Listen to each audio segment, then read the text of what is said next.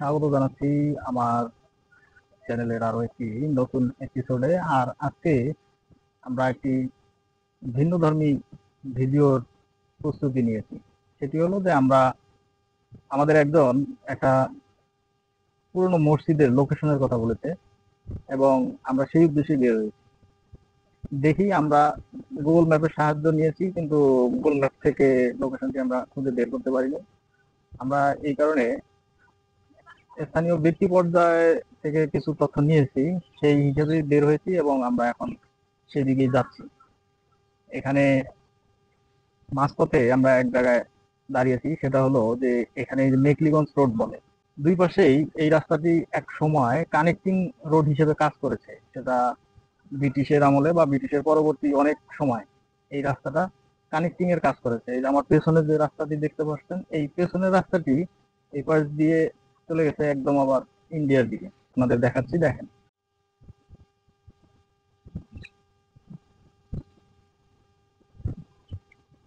এই যদিও কাঁচা রাস্তা, কিন্তু এই যে সামনে এখানে একটি নালার মতন করে দেওয়া হয়েছে এবং রাস্তাটা কেটে দেওয়া হয়েছে, কেটে দিয়ে এটাকে দুই ভাগ করে দেওয়া হয়েছে। এই যে এখানে বাংলাদেশের সীমানা খুঁটি দেখা যাচ্ছে। সামনের এই ভূমিগুলোই ইন্ডিয়ার এবং এই যে এই পাশটা বাংলাদেশ। আপনারা বুঝতে পারবেন যে সামনে এই যে হলুদ হলুদ কিছু দেখা যাচ্ছে, ওই জমিগুলো ইন্ডিয়ার। আর এই পাশের পতিত জমিগুলো, ওইখানে ওই বাংলাদেশি কিছু বাড়ি ঘর আছে, সেগুলো আমাদের এই পাশে পড়েছে, বাংলাদেশে পড়েছে।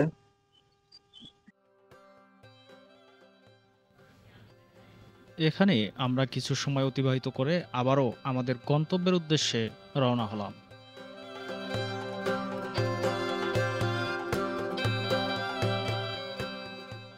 যেহেতু আমরা একটি নতুন জায়গায় যাচ্ছি এবং সেই লোকেশন সম্পর্কে আমাদের একদম নির্ভুল তথ্য নাই, যে কারণে আমরা প্রথমের দিকে কোথাও কোনো যাত্রা বিরতি দেইনি।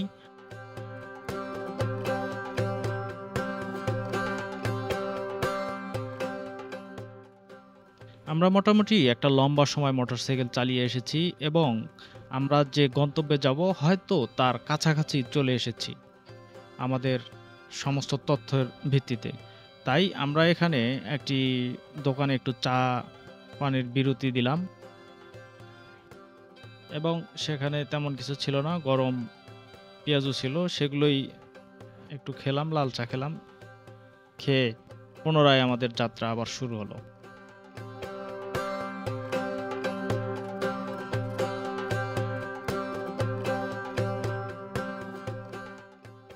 আমরা একদম সীমান্তর কাছাকাছি চলে এসেছি, যে কারণেই মনে হচ্ছে যে আমরা হয়তো আমাদের গন্তব্যের একদম কাছাকাছি আছি।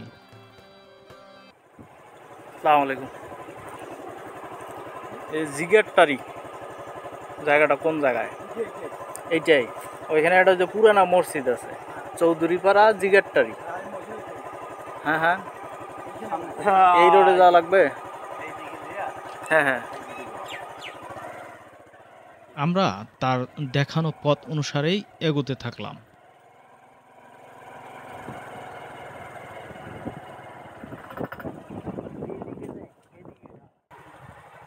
চৌধুরীপাড়া জিগার ঘাট বা জিগেরটারি এরকম নাম।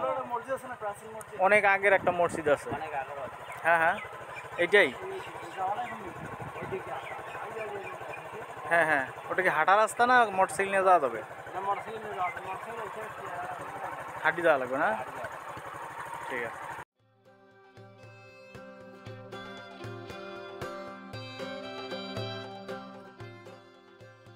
আরও একটু অগ্রসর হওয়ার পরই এই ভাইয়ের সাথে দেখা। তাকে আমরা যখন বললাম যে এই বর্ডার মসজিদে আমরা যাব এবং সেখানে কিছু ভিডিও করব, যেহেতু সেটা একদম বর্ডার সাইড, তাই বিএসএফের একটি ব্যাপার বা বিজিবির এরকম কোনো সমস্যা হবে কিনা। তখন তিনি আমাদের বললেন যে না, এরকম কোনো সমস্যাই নেই, আর আসুন আমি আপনাদের ওইখানে পৌঁছে দিয়ে আসছি।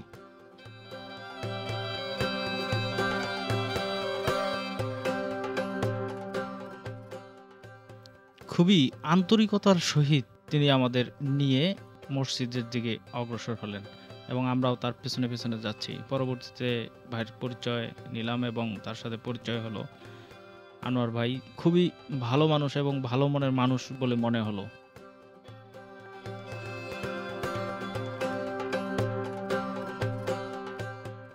আনোয়ার ভাই বারবারই বলছিলেন যে তাকে যেন ভিডিও না করা হয়, কারণ তিনি কাজ করছিলেন এবং ওই অবস্থায় চলে আসছেন।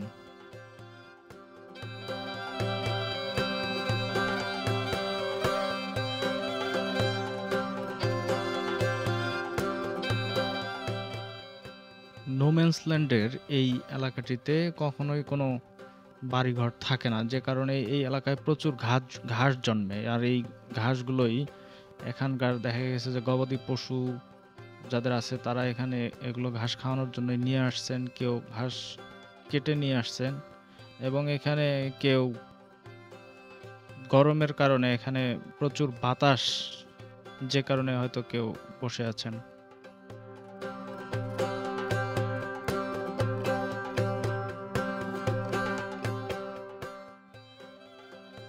এখানে যারা বসে আছে তারা কিন্তু বেশিরভাগই ইন্ডিয়ার ভূমিতে বসে আছে।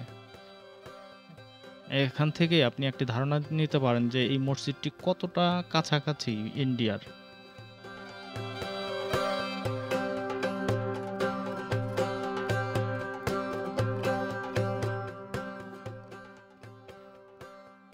মসজিদের এই নিচের অংশটিকে অনেক পুরনো বলে মনে হচ্ছে, তবে উপরের এই অংশগুলো সংস্কার করার কারণে হয়তো ততটা পুরনো মনে হচ্ছে না। তবে খুব ছোট একটি মসজিদ, এবং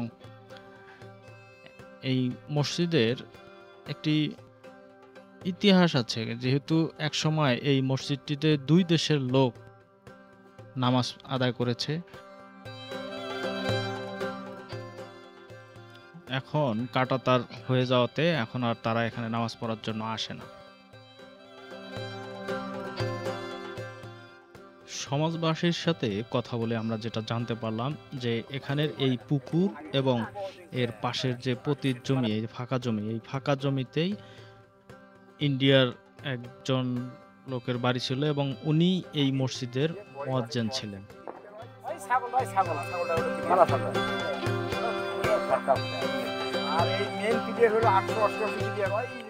নের এই জঙ্গলগুলো এগুলো ইন্ডিয়ার জমি, এবং এখানে একটি ইন্দ্রা আছে, অনেক পুরনো একটি ইন্দ্রা আছে, যেটিতে তাদের কথা মতে যে এখানে এই পুরো এলাকার পানির ব্যবস্থা ছিল এই একটি মাত্র ইন্দ্রা, যা এখন এখানে পরিত্যক্ত অবস্থায় পড়ে আছে। এখানে পুরনো একটি ঈদগাহ মাঠ আছে, এবং এই ঈদগাহ মাঠটিতেই একসময় ২ দেশের মানুষ একসাথে ঈদের জামাত আদায় করেছে।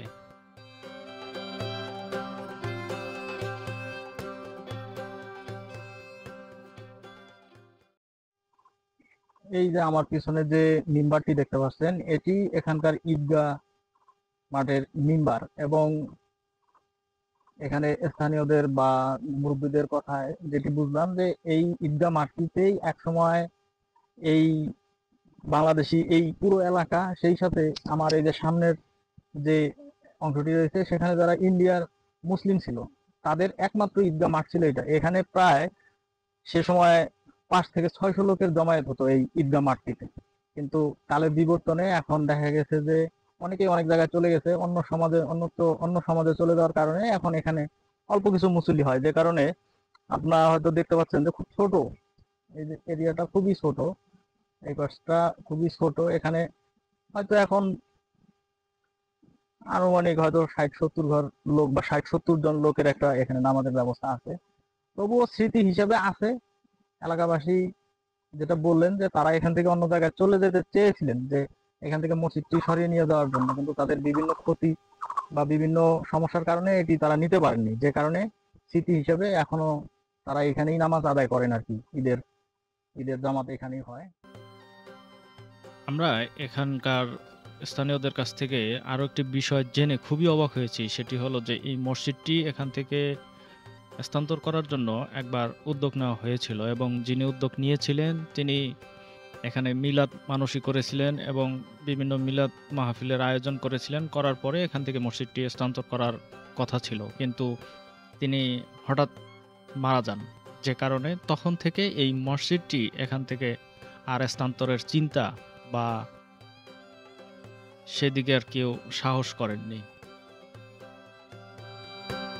যদিও লোকালয় থেকে মসজিদটি অনেক দূরে, কিন্তু তারপরেও মসজিদের ভিতরের পরিবেশ এবং পরিষ্কার পরিচ্ছন্নতা দেখে যেটি বোঝা যায়, মসজিদটিতে নিয়মিত এলাকাবাসী নামাজ আদায় করেন।